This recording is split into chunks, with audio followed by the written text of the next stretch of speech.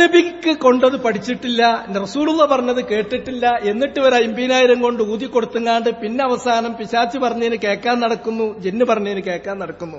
ഫലം എന്തായിരിക്കും എന്ന് ചോദിച്ചാൽ, ജിന്നിനോട് സഹായം ചോദിച്ചാൽ, മൊയ്തീൻ ഷെയ്ഖ് ജീവിച്ചിരിക്കുമ്പോ മൊയ്തീൻ ഷെയ്ഖെ ഇന്നോട് ഈ ഒരു കാര്യം ചെയ്തു തരണേ എന്ന് നമ്മൾ പറഞ്ഞാൽ അത് അദ്ദേഹത്തെ ഒരു കാരണാക്കലാണ്. അദ്ദേഹത്തിലേക്ക് നമ്മൾ തിരിയുന്നില്ല, അദ്ദേഹത്തിലേക്ക് നമ്മൾ എന്ത് ചെയ്യുന്നില്ല, അവലംബിക്കുന്നില്ല, ആശ്രയിക്കുന്നില്ല, വരവേൽപ്പിക്കുന്നില്ല. വെറുതെ കാരണം എന്നുള്ള രൂപത്തിലാണെങ്കിൽ ജീവിച്ചിരിക്കുമ്പോൾ ആളായിട്ട് നമുക്ക് ആ കാര്യം പറയാൻ കുഴപ്പമില്ല.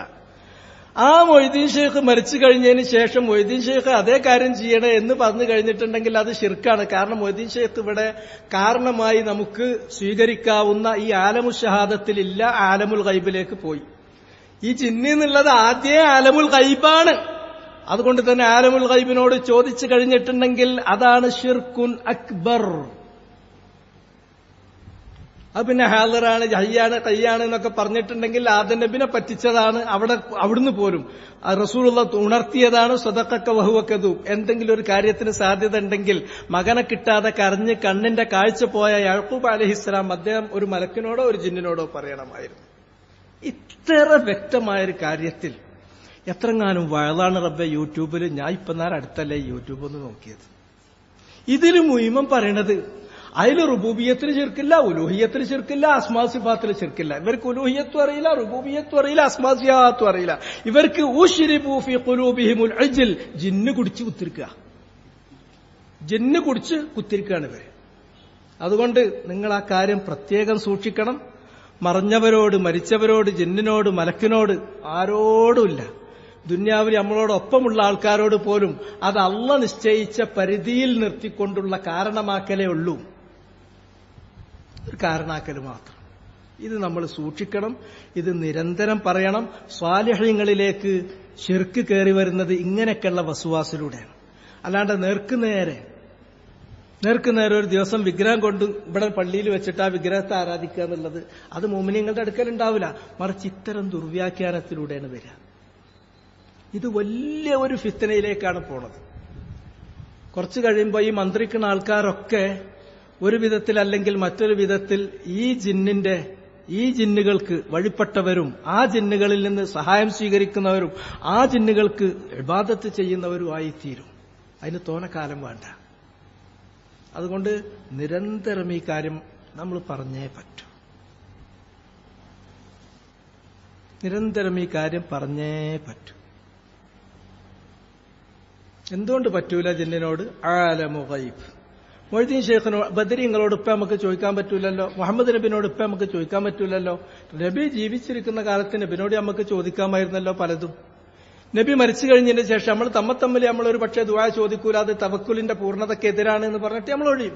പക്ഷെ റസൂലുള്ളാഹിനോട് ദുആ ചോദിക്കണേന് ഒരു കുഴപ്പമില്ലല്ലോ. റസൂലുള്ള ചോദിക്കാൻ വേണ്ടി പറഞ്ഞിട്ടില്ലേ പലരോടും? ചോദിച്ചോ? നബി പലർക്കും ദുആ ചെയ്തിട്ടില്ലേ? പക്ഷെ ആ നബി എന്നെ മദീനത്ത് മറമാടപ്പെട്ടതിന് ശേഷം, മരിച്ചു പോയതിനു ശേഷം നബിനോട് ചോദിക്കാൻ പറ്റുമോ? ചോദിച്ച ശിർക്കല്ലേ? എന്തുകൊണ്ട്? കാരണം നബി മരിച്ചുപോയി, നബി ആലമു ഷഹാദത്ത് നിന്ന് നീങ്ങിപ്പോയി. ആലമുൽ ഗൈബിലേക്ക് പോയതോട് കൂടിയിട്ട് പറ്റൂല. എങ്കിൽ പിന്നെ ഈ ജിന്നിനെ അല്ലാഹു സുബ്ഹാനഹു വ തആല പടച്ചത് തന്നെ ആലമുൽ ഗൈബായിട്ടാണ്. ആലമുൽ ഗൈബിൽപ്പെട്ട ജിന്നിനോട് അല്ലെങ്കിൽ മലക്കിനോട് സഹായം ചോദിക്കുക എന്ന് പറഞ്ഞാൽ അത് ശിർക്കാണ്, പച്ച ശിർക്കാണ്, ദീനിൽ നിന്ന് പുറത്തു പോകുന്ന ശിർക്കാണ്. ബാക്കിയുള്ള ഉപദേശങ്ങളൊക്കെ എന്ന് പറഞ്ഞാൽ സ്വർഗത്തിൽ ശാശ്വതമായിട്ട് നിൽക്കാം, ഇവിടുത്തെ ആധിപത്യം നഷ്ടപ്പെടൂല, ഞാൻ നിങ്ങളുടെ വലിയ നാസുഹാണ്, വലിയ ഗുണകാംക്ഷിയാണ് കേട്ടോ എന്ന് പറഞ്ഞ ഗുണകാംക്ഷിയാണ്. ഇത് റുബൂബിയത്തിലില്ലട്ടോ, ഉലൂഹിയത്തിലില്ലട്ടോ, അസ്മാസിഫാത്തിലിട്ടോ, നോക്കിക്കോ. എന്നിട്ട് ചോദിച്ചാ പറയും, ഞങ്ങൾ അനുവാദം ഉണ്ട് എന്ന് പറഞ്ഞിട്ടില്ലല്ലോ. അനുവാദം ഉണ്ട് എന്ന് പറയണ്ട. ശിർക്കായ ഒരു കാര്യത്തെ ശിർക്കല്ല എന്ന് വിശ്വസിച്ചാൽ, വിശ്വാസമാണ് വലുത്. വിശ്വാസം എന്നുള്ളത് അത് അമലാണ്. നമുക്ക് കൈകൊണ്ട് അമൽ ചെയ്യാം, കാലുകൊണ്ട് അമൽ ചെയ്യാം, നാവുകൊണ്ട് അമൽ ചെയ്യാം, മനസ്സുകൊണ്ട് അമൽ ചെയ്യാം. ഈ മൂന്നെണ്ണത്തിൽ ഏറ്റവും വലുതേതാ? നമ്മുടെ ശാരീരികമായ അംഗങ്ങൾ കൊണ്ട് ചെയ്യുന്നതിനേക്കാളും നാവ് കൊണ്ട് ചെയ്യുന്നതിനേക്കാളും ഏറ്റവും വലിയ നമ്മുടെ പ്രവർത്തനം നമ്മുടെ ഹൃദയം കൊണ്ട് ചെയ്യുന്ന പ്രവർത്തനമാണ്, അമലുൽ ഖൽബാണ്. വിശ്വാസമാണ് ഏറ്റവും വലുത്. ആ വിശ്വാസം ശിർക്കല്ലാത്തൊരു കാര്യം ശിർക്കാണ്, ശിർക്കായ ഒരു കാര്യത്തെ ശിർക്കല്ല എന്ന് കരുതുകയാണ്. അത് ഏറ്റവും വലിയ തെറ്റാണ്. നിങ്ങളെടുത്തോളി ഇബ്നു ഹജറുൽ ഹൈസമി മുതൽ അങ്ങോട്ട് പഴയ ആളുകൾ അങ്ങോട്ട് എടുത്തോളി, അല്ലെങ്കിൽ ആധുനികരായിട്ടുള്ള ഷെയ്ഖുൽ ഇസ്ലാം ഇബ്നു തൈമിയനെ പോലുള്ള ആളുകൾ, മുഹമ്മദ് അബ്ദുൽ വഹാബിനെ പോലുള്ളവരും എടുത്തോളി. ഓരൊക്കെ നവാഖുൽ ഇസ്ലാം ഒരുപാട് കാര്യങ്ങളുണ്ട്. ഇസ്ലാമിൽ നിന്ന് പുറത്തു പോകുന്ന കാര്യങ്ങൾ പലതാണ്. അതിൽ പ്രധാനപ്പെട്ട 10 പറയാം. ആ 10 എണ്ണ കൂട്ടത്ത് പറയാണ്, കുഫറും ശിർക്കുമാകുന്ന ഒരു കാര്യം ഒരാൾ കുഫറല്ല ശിർക്കല്ല എന്ന് കരുതിയാൽ, വിശ്വസിച്ചാൽ, അല്ലെങ്കിൽ അയാൾ ആ കാര്യത്തിൽ സംശയം പുലർത്തിയാൽ, അല്ലെങ്കിൽ ആ കാര്യത്തിൽ അയാൾ നിലപാട് വ്യക്തമാക്കാതെ അയാൾ എനിക്കതിലൊന്നും പറയാനില്ല എന്ന് പറഞ്ഞ് മാറിയെന്നാൽ പറ്റൂല. മാറിക്കാൻ പറ്റാത്ത മസലാണത്. ശിർക്കാണ് പറയണം. അതല്ലെങ്കിൽ അവന്റെ വിശ്വാസം ചോദ്യം ചെയ്യപ്പെടും. അതല്ലേ ഇവരിവിടെ ചെയ്യുന്നത്. ശിർക്കായ ഒരു കാര്യത്തെ ശിർക്കാന്ന് അവർ പറയാതെ, നമ്മളെ ഈ നാട്ടിലുള്ള ഇതിനനുകൂലിക്കുന്ന ആൾക്കാർ പല ടീമിലുണ്ട്. വിസ്ഡത്തിലുണ്ട് കുറച്ച് ആൾക്കാർ. അതുപോലെ തന്നെ ഇത് പ്രചരിപ്പിച്ചിരുന്ന വേറെ ചില മുസ്ലിയാക്കന്മാരും ചില സലാഹിമാരും ഒക്കെ ഉണ്ട്. അവരും അവരുടെ അനുയായികളിലും ഇതുണ്ട്. ആ ആളുകൾ ഇത് ശിർക്കാണ് എന്ന കാര്യം മനസ്സിൽ ഉറപ്പിച്ച് പ്രഖ്യാപിക്കാതെ അവർക്ക് രക്ഷയില്ല കേട്ടോ. സംഗതി അത് അബദ്ധത്തിക്കാണ് പോണത്. ഞങ്ങളതിനൊന്നും മുണ്ടണില്ലല്ലോ. ശിർക്കായ കാര്യത്തെക്കുറിച്ച് എനിക്ക് നിലപാടില്ല എന്ന് നിലപാടെടുക്കാതിരിക്കാനോ സംശയം പുലർത്താനോ പാടില്ല. മറിച്ച് ശിർക്കും കുഫ്റായ കാര്യം ശിർക്കാണ് കുഫ്റാണ് എന്ന കാര്യം അത്